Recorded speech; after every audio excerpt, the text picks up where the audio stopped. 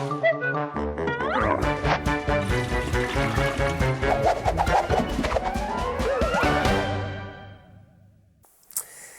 catch-up time again. Do you remember? I go through my toys usually by themes, and sometimes after we filmed it, I discover something that, well, perhaps the toy escapes. Do you think? Just escapes my mind, all right. Or it runs away, or I've just overlooked it, so it often happens. So I'd overlooked, for instance, a very nice Transformer toy. Couldn't remember that at all. I knew I had this, but I couldn't find it. A nose toy, I'm going to be showing that, and a cat toy, lots of those, and two other subjects. So let's see what they do. This is a very early Transformer toy, and from a very unusual source, a German toy. I think Bartel were producing this at one time. Push the button and it drives along. You can't steer it, it just does that. However, when you push the other button, something happens extraordinary. It's a robot. He does a sort of a movement. Doesn't quite waddle, but he tries to, you know. But push the thing down and he goes back to a car again. So a very, very nice Transformer toy, all done with battery operated robo-car. Yes, he's hopping around on one leg almost, extraordinary. So what a wonderful discovery. So glad I found it. Yes, the nose toy, I knew I had this, but this is supposed to be a Pinocchio. And it's actually a spinning top with a long nose. You remember his nose got longer and longer when he told lies. It spins very nicely, actually. But I was going to put that amongst my nose toys, because that's what he's got. Pinocchio's nose. Found it at last. Well done. I'll put it back with the nose toys. The cat toys, I think we had 3 goes at cat toys, there's so many of them. This is a lovely one by Magneto, because it's got magnets. There's a magnet underneath here, there's a magnet under his paw here. And when you push it forward, see what happens. He's pushed away, yes.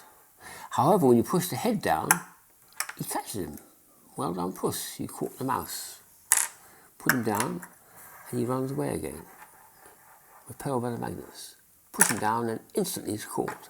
That's a very nice cat toy. Brilliant bit of work by the German company Magneto. Then there's these wonderful whammy diddles, they call it. All sorts of names they gave these. And I've got loads of these. When I went to Japan, I found a load of these ones here. And they all do the same thing, but they're very nice. This is the best of them. I think it's you rub the little bits at the side there, and the propeller blades all turn round. The back propeller blades are brilliant, but the top ones sometimes are a bit iffy.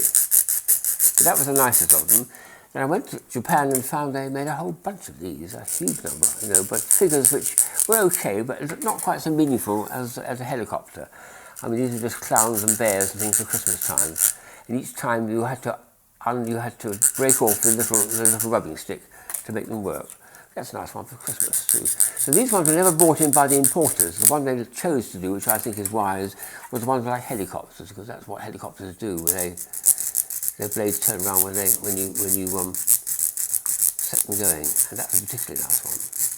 So I was very, very pleased to find that amongst the idiot sticks, or whammy diddles they call them, very strange names.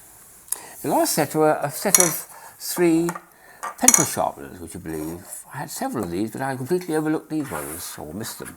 This one here, to make it work, you've got to put it in his ear. And then turn it and turn it and turn it, and it sharpens, and the bits of wood and graphite come out of the bottom there.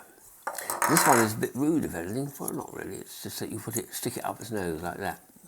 I think up there. Well, yes, but perhaps they can do that as well. Anyway, it's got a pencil sharpener in one of the nostrils, and when you put it in, it sharpens. The last one was something I completely overlooked because it looked nothing like a pencil sharpener. It's a little robot. And I could see from the construction that it was a wind-up, but they didn't provide any clockwork keys. So how do you wind it up? Very clever idea, this.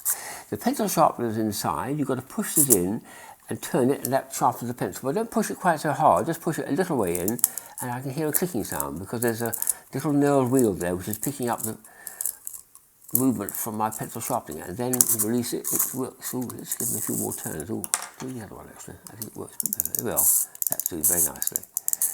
And then he moves. So kids can have fun sharpening their pencils at school and also playing with a little toy robot, because that's what he is, and that's the winding up key. Very, very nice items, and I'm looking now for other ones to cover subjects which I've brought to the camera, but I'd overlooked, or perhaps they'd escaped. Toy escaping? Yes, well, skips my memory.